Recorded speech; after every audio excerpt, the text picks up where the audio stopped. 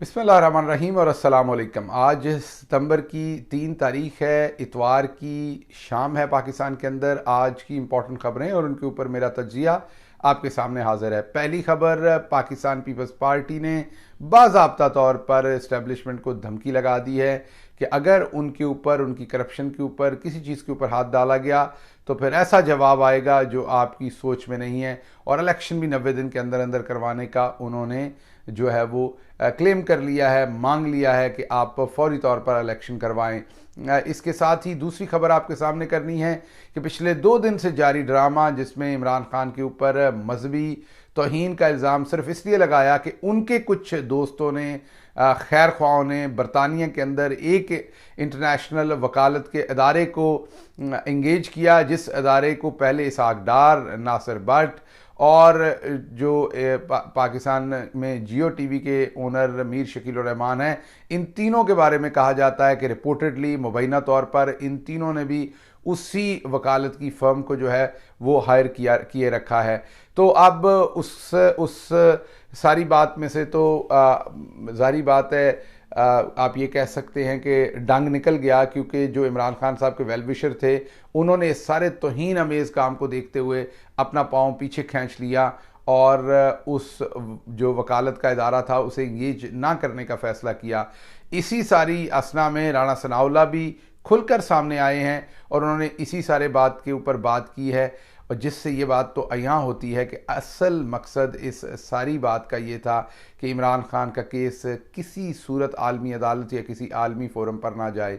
और जाने भी क्यों देंगे, वहाँ पर जज दिलावर तो बैठा नहीं होगा आगे। इस पर बातचीत करेंगे कि राणा सनाउल्लाह ने तकरीबन तमाम पोल खोल दिए हैं। तीसरी खबर आपके सामने रखनी है कि एक पॉजिटिव डेवलपमेंट है, ईमान मज़ारी साहबा को ज़मानत मिली है और वो घर आ गई हैं। उनकी ज़मानत के पीछे जस्टिस काजी फ़ाइज़ ईसा का बताया जाता है कि उनका रोल है। बहुत अच्छी बात है, काबिल सताइश है अगर उन्होंने ये रोल प्ले किया है, और उन्हें हम एक्सपेक्ट करते हैं कि वो रोल दूसरी औरतों के लिए भी अब अदा करेंगे, जिसमें खतीजा शाह हैं। उसके अलावा पाकिस्तान तहरीक इंसाफ की और ख़वातीन जो हैं वो जेल के अंदर हैं, हम एक्सपेक्ट करते हैं इसके ऊपर भी बात करेंगे। और आखिर पर नून लीगी एक मोहतरमा जिनका काम सवाए गालियाँ देने के किसी को और कुछ नहीं है, उनको एक सहाफ़ी ने सिर्फ इतना कह दिया कि आपके मरहूम वालिद मोहतरम अल्लाह उनको जन्नत में जगह दे। उन्होंने एक कंट्रोवर्शियल केस हैंडल किया था रेमंड डेविस का, और कोई इसमें बुरी बात नहीं अगर उन्होंने किया था तो वकील हैं, जारी बात है हर एक की राय हो सकती है कि वो गलत किया था या सही किया था, लेकिन जैसा हम कहते हैं, हमेशा कहते हैं कि वकील का हक होता है वो जो भी केस लेता है उसके लिए खुद जवाबदेह है। इस पर उन्होंने जो बुरा मनाया, गाली गलोच की, वापस आमिर मतीन को उनके मरे हुए भाई पे हमला कर दिया, ये काबिल मज़म्मत है। इसके साथ साथ पूरी कौम इस टाइम सोशल मीडिया सरापा एहतजाज है उन तमाम लोगों पर जो नॉर्मली तो कहते हैं कि वो मॉडरेट हैं, वो मजहबी इंतहा पसंदी को हवा नहीं देते, लेकिन इमरान खान के ऊपर मजहबी तौहीन का इल्ज़ाम लगाने में वो पेश हैं। इनके अंदर कुछ एंकर्स भी हैं जो अपने आप को बड़ा मॉडरेट कहते हैं और मॉडरेट हलकों के अंदर उठते बैठते हैं और अपने आप को ब्रांड भी उसी तरीके से करते हैं। मंसूर अली खान उनमें पेश हैं, लेकिन मजहबी इंतहा पसंदी के ऊपर उन्होंने बिकारी ज़रब लगाने की कोशिश की है, उसको बढ़ावा देने पर और इमरान खान के ऊपर मजहबी तौहीन का इल्ज़ाम लगाने के ऊपर। एनीवेज ये आज की खबरें हैं, इनके ऊपर बात करते हैं। सबसे पहली खबर जो है वो खुर्शीद शाह की। जैसा कि मैंने आपको बताया कि खुर्शीद शाह साहब ने एक खुली सीधी धमकी लगाई है इस्टेब्लिशमेंट को। अल्फाज ये थे कि अगर हमारे ऊपर हाथ डाला गया, हमें तंग किया गया, तो फिर रियासत को जो जवाब मिलेगा उसका उन्हें पता भी नहीं चलेगा कोई जवाब कितना शदीद है और वो कहाँ से आया है। सीधी धमकी इस्टेब्लिशमेंट के लिए लगाई जा रही है और वाज़ेह पैगाम है कि हमारी करप्शन पर हाथ ना डाला जाए। अभी तक आपको मैंने बताया था कि आसिफ जरदारी साहब के बहुत ही क्लोज कॉन्फिडेंट मंजूर काका, उनको करप्शन के केस में अंदर रखा गया। इसके अलावा भी कुछ लोगों को अभी करप्शन के केसेस में अंदर रखा गया है।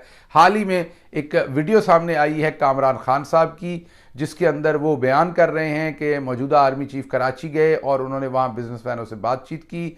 उनको उन्होंने बताया कि कराची के अंदर जारी करप्शन के ऊपर सख्त तरीन हाथ डाला जाएगा।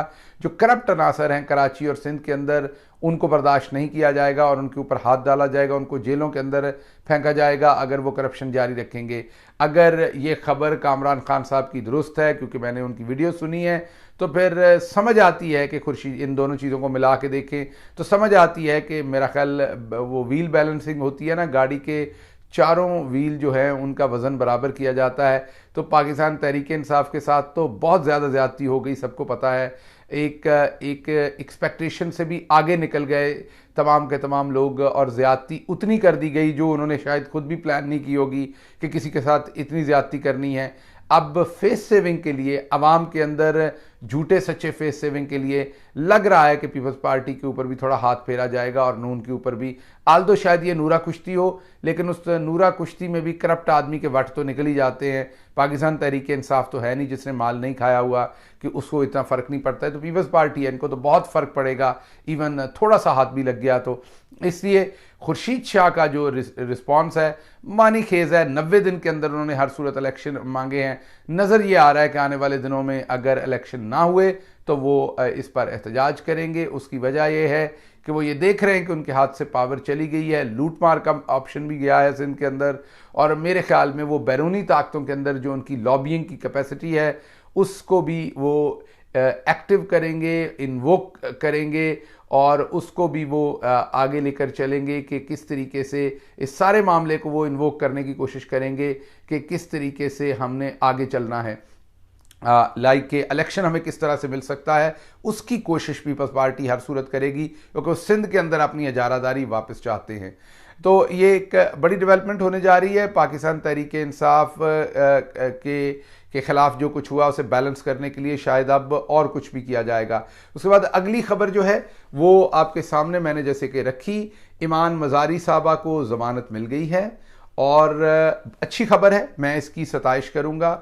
आल्दो बहुत सारे लोग तनकीद कर रहे थे कि उनके ऊपर कम ज़्यादती हुई, दूसरी औरतों पर ज़्यादा हुई। मेरा नहीं ख्याल कि किसी एक पर ज़्यादती हुई तो उस प्रीटेक्स्ट पे हमें ये कोशिश करनी चाहिए कि किसी और पर भी हो। बहुत अच्छी बात है कि ईमान मज़ारी साहबा को ज़मानत मिली है। मैं तो बल्कि बहुत दिनों से कह रहा हूँ, ऑन फर्स्ट इंस्टेंस उनको गिरफ्तार करना ही गलत था। जिस तरीके से उन्हें गिरफ्तार किया गया वो भी गलत था, जिस तरीके से उन्हें इतने दिन जेल के अंदर रखा गया वो भी गलत था। हर सूरत गलत था, इसकी जितनी भी मजम्मत की जाए वो गलत नहीं होगी। लेकिन उसके साथ साथ जब मैं इस ज़ुबान से ये कह रहा हूँ तो फिर मुझे समझ नहीं आती कि ऐसे लोग कैसे मुनाफकत कर लेते हैं कि अगर ईमान मज़ारी साहबा को अंदर रखना गलत है, उनको ज़मानत ना देना गलत है, और अब उनको ज़मानत दे दी गई तो ये बहुत अच्छी बात है। तो फिर खदीजा शाह का कसूर क्या है? वो 3 बच्चों की माँ है, वो एक डिज़ाइनर है जिसने पाकिस्तान के लिए इज्जत समेटी, एक पढ़ी लिखी एक एंटरप्रेन्योर खातून है जिसने दूसरी खवातीन के लिए एक वो मिशले राह है। उस खातून को जिस तरीके से इस टाइम जुल्म, ज़्यादती और जबर का निशाना बनाया गया है सिर्फ एग्जाम्पल सेट करने के लिए ताकि दूसरे लोग डरे रहें, हालांकि उसने कोई ऐसा बड़ा जुर्म नहीं किया। अगर उसके जुर्म को और ईमान मज़ारी साहबा की तकरीर को देखा जाए तो मेरा नहीं ख्याल कि कोई ऐसा सवाए अल्फाज कहने के दोनों ने कोई ऐसी बात कही। उन्होंने लिख के कहा, उन्होंने बोल के कहा, और दोनों के ऊपर मैं बार बार कह रहा हूं कि ना ईमान मज़ारी के ऊपर ये होना चाहिए था और ना ही खदीजा शाह के ऊपर। और पता ये चला है कि आने वाले चीफ जस्टिस काजी फायज़ ईसा साहब ने बहुत पॉजिटिव रोल अदा किया है ईमान मज़ारी की ज़मानत के अंदर। ये काबिल सताइश है अगर उन्होंने किया है। ये काम बंदयाल साहब को करना चाहिए था, अनफॉर्चुनेटली वो नहीं कर रहे। ऐसा कोई भी काम, बहुत ही बदकिस्मती की बात है कि बंदयाल साहब बार बार याद दहानी, बार बार दरख्वास्तें, बार बार दरवाज़ा खटखटाने के बाद वो औरतों तक को तहफ़्फ़ुज़ नहीं दे सके अपनी सुप्रीम कोर्ट के ज़माने के अंदर। ये बहुत ही, मैं ये कहूँगा कि अनफॉर्चुनेट सिचुएशन है। लेकिन अगर इस सिचुएशन के अंदर काजी फायज़ ईसा साहब, जस्टिस काजी फायज़ ईसा एक्टिवेट हुए हैं और उन्होंने एक्टिव होकर ईमान मज़ारी साहबा को ज़मानत लेके दी है, तो ये बहुत ही उम्दा बात है, काबिल सताइश है। और अब मैं काजी साहब से ये भी रिक्वेस्ट करता हूँ कि वो खतीजा शाह हों या यास्मीन राशिद हों, आलिया हमज़ा हों, सनम जावेद हों, तैयबा राजा हों, और दूसरी खवातीन जिनके छोटे छोटे बच्चे हैं वो घरों के अंदर बिलक रहे हैं, उन खवातीन का कोई कसूर नहीं है। वो पॉलिटिकल एक्टिविस्ट थी, ठीक है, उनमें खतीजा शाह तो पॉलिटिकल एक्टिविस्ट भी नहीं थी, होना भी कोई जुर्म नहीं है, वो तो थी भी नहीं।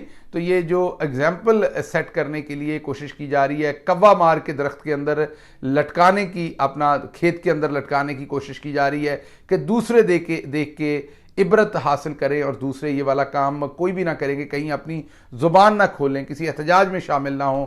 ये जो काम किया जा रहा है ये बहुत ही, मैं यही कहूँगा कि काबिल मज़म्मत है। इसमें बंदयाल साहब तो शायद कुछ नहीं करेंगे, काजी फ़ाइज़ ईसा साहब से, जस्टिस काजी फ़ाइज़ ईसा साहब से ये हमें एक्सपेक्टेशन है। उन्हें अगर कोई चीज़ पसंद है या नहीं है, लेकिन इंसाफ के असूलों के मुताबिक ये बनता है उनका कि अगर उन्होंने ईमान मज़ारी साहबा के लिए काविश की है, जो कि बेहतरीन बात है कि की है, तो इन ख़वातीन के लिए भी काविश करनी चाहिए। और मैं ईमान मज़ारी साहबा से भी एक्सपेक्ट करता हूँ कि वो बाहर आकर आवाज़ बुलंद करेंगी इन ख़वातीन के लिए जो जेलों के अंदर इस वक्त गैर कानूनी तौर पर रखी गई हैं। उसके बाद जो अगली खबर आपके सामने रखनी है वो है राना सनाउल्लाह की एक प्रेस कॉन्फ्रेंस। आपको मैंने बताया था कि राना सनाउल्लाह की आज प्रेस कॉन्फ्रेंस से ये बात खुलकर सामने आ गई, जो छुपे हुए अज़ाइम थे वो सामने आ गए। और वो अज़ाइम ये थे कि किसी सूरत भी इमरान खान के केस को इंटरनेशनल कोर्ट्स या इंटरनेशनल फोरम्स जो होते हैं, इंसानी हकूक़ के फोरम्स हैं, यूएन के फोरम्स हैं, जिनीवा के अंदर फोरम्स हैं, उनमें से किसी जगह पर नहीं जाने देना और इसको रोकने के लिए हर मुमकिन कोशिश करनी है। इमरान खान के कुछ वेल विशर्स ने बरतानिया के अंदर एक बड़ी लॉ फर्म को हायर किया, लेकिन और वो बड़ी लॉ फर्म जो है वो उन्होंने गारंटी की थी बहुत ज़्यादा सक्सेस होगी। इसके अंदर मेरी बात हुई डायरेक्टली किसी से जिसने उनको इंगेज किया था डायरेक्टली, जिसकी मीटिंग हुई थी। उन्होंने सारा केस पढ़ा, इमरान खान साहब का तमाम चीज़ें देखी, मुकदमा देखा और उन्होंने गारंटी की थी। वकला आपको पता है नॉर्मली गारंटी नहीं करते, एक बड़ी लीगल फर्म ने अगर गारंटी की हो तो आप समझ सकते हैं कि केस में कितनी जान हो। तो उन्होंने गारंटी की थी कि इस केस के अंदर सक्सेस के बहुत चांसेस हैं, क्योंकि हर आलमी कानून जो है वो वायलेट किया गया है इमरान खान साहब के ऊपर। और ज़ाहिर बात है इनका सबको पता था कि वो लीगल फर्म जो है वो तगड़ी है, वो कुछ ना कुछ जो है वो सक्सेस समेटेगी और हर सूरत इस सक्सेस को रोकना था, हर सूरत इस डेवलपमेंट को रोकना था ताकि इमरान खान साहब का मुद्दा इंटरनेशनल फोरम पर ना जाए, उन्हें कोई इंसाफ ना मिल जाए, उनकी ज़िंदगी को कोई सुकून ना आ जाए। इस काम के लिए फिर मजहबी मुनाफरत फैलाई गई, मजहबी जो है वो जुनूनियत फैलाई गई, मजहबी इंतहा पसंदी फैलाई गई, उसमें रियासत भी शामिल हुई, उसमें नून लीग भी शामिल हुई और बदकिस्मती से उसमें मंसूर अली खान जैसे एंकर भी शामिल हुए, जो नॉर्मली कहते हैं कि हम मजहबी इंतहा पसंदी की कोई बात नहीं करते, हम सारी बातें करते हैं, क्योंकि उन्होंने लिबरल्स के यहाँ भी चाय पीनी होती है, कॉफ़ी पीनी होती है, उनके साथ भी हैंग आउट करना होता है, क्योंकि अपने आप को वो लिबरल भी कहते हैं। कुछ शौक़ भी हैं इनके अपने ऐसे जो मैं आपके सामने नहीं रख सकता, जो वहीं पे पूरे होते हैं। और खुदा न खास्ता उसमें मैं उनके कोई पानी, जूस, कोक पीने के शौक़ की बात नहीं कर रहा, वो उनका ज़ाती मामला होगा। लेकिन कुछ शौक़ उससे हट के उनके ऐसे हैं जिनकी वजह से वो वहीं पर पूरे हो सकते हैं, इसलिए वो उनको इन गुड ह्यूमर रखने के लिए ये कहते हैं कि हम मजहबी मुनाफरत नहीं फैलाते। लेकिन खुलकर उन्होंने इमरान खान के ऊपर तौहीन मज़हब का इल्ज़ाम लगाया और उनकी जान खतरे में डाली और उनके ऊपर एक किस्म के कातलाना हमले के अंदर वो भी शामिल हुए। बहरहाल आज राना सनाउल्लाह की जो प्रेस कॉन्फ्रेंस थी उसने खुलकर सामने रख दी हर चीज़ कि कितनी ज़्यादा ट्रबल में हैं, कितने ज़्यादा डरे हुए हैं ये तमाम लोग। और इन्होंने कहा कि अगर किसी भी इंटरनेशनल फोरम के ऊपर ये केस लेके जाया गया तो फिर ये पाकिस्तान के साथ जो है वो गद्दारी होगी, पाकिस्तान को कटहरे में लेके जाना होगा। मेरा नवाज शरीफ से सवाल ये है कि अगर ऐसी ही बात है तो आप बरतानिया की अदालतों के अंदर नवाज शरीफ के केसेस क्यों लड़ते रहे हैं? अगर ऐसी ही बात है तो आपके बेटे बरतानिया की, आप नवाज शरीफ के बेटे बरतानिया की अदालतों में केस क्यों लड़ते रहे हैं? अगर ऐसी ही बात है तो आपने तमाम दुनिया को इंटरव्यूज़ दिए नवाज शरीफ साहब ने जिसमें बॉम्बे अटैक्स में पाकिस्तान को मंसूब कर दिया गया। ऐसी ही बात है तो इंटरनेशनल इदारों के साथ मिलके आपने डॉन लीक्स की थी।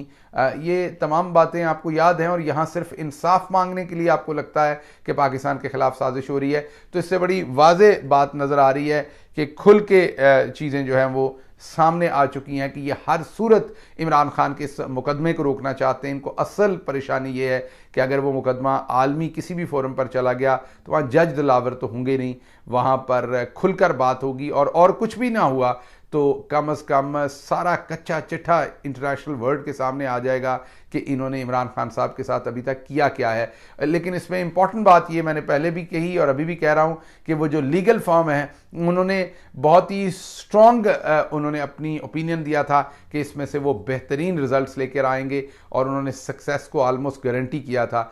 ये बात यहाँ ख़त्म नहीं होगी, इंशाल्लाह काविश करेंगे जो हाँ इमरान खान साहब के गम गुसार हैं वो काविश करेंगे कि किसी और लीगल फर्म को अब इंगेज करें, क्योंकि इसको तो सबोताज किया गया, पूरे तरीके से प्लानिंग करके वापस हमला आवर हो के इस पूरी एफर्ट को ज़ाया किया गया, ख़त्म किया गया। लेकिन सारी बात है जो इमरान खान साहब के गम ख्वार हैं, जो उनके लिए कुछ करना चाहते हैं, उनकी ज़िंदगी में थोड़ी आसानी लाना चाहते हैं, जो इस टाइम उनके साथ जुल्म हो रहा है उसको ख़त्म करना चाहते हैं, वो लोग जो हैं वो इसके ऊपर ज़रूर कोशिश करेंगे। एक और डेवलपमेंट मैंने पहले भी बताया था, दोबारा बता रहा हूँ कि बुशरा बीबी जो इमरान खान साहब की ज़ौजा मोहतरमा हैं उनका नाम लेके मंसूब करके कि इमरान खान साहब कोई डील कर रहे हैं, वो मिल रही हैं, वो डील कर रही हैं, ये तमाम बेतुकी बातें हैं। इमरान खान कोई डील नहीं कर रहे, ना वो एनआरओ ले रहे हैं ना दे रहे हैं, डट के खड़े जेल के अंदर। और ये मैं बार बार आपको बता रहा हूँ, ना वो डील करेंगे ना वो टूटेंगे। आपको उनसे बात करनी पड़ेगी, अर्ली इलेक्शन करवाना पड़ेगा, फ्री एंड फेयर इलेक्शन करवाना पड़ेगा, इसी में पाकिस्तान की बका है।